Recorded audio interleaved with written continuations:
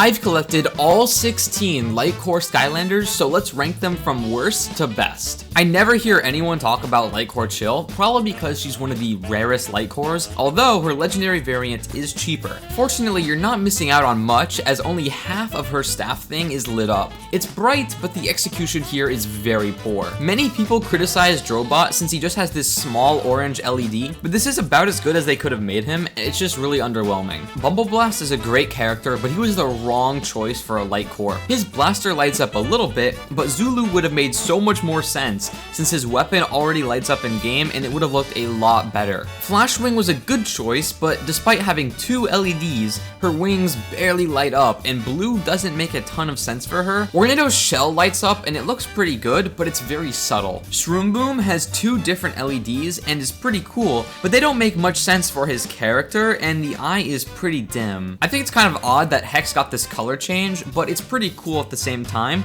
bringing her into the top 10. Starstrike's lights make complete sense and really add to her character, but she is brought down by how inconsistent the quality is between figures. Eruptor's mouth is really the perfect place for a light, and the execution was a bit better than with Starstrike, so he's overall pretty good. With 2 LEDs, however, Smolder Dash pulls ahead with lit up fire from every angle. If it weren't for how dim it is, she would definitely be in the top 3. Jetvac has 2 LEDs, and I really like how it changes his gun. It's much better than with Bumbleblast. Counting down our top 5 is Countdown.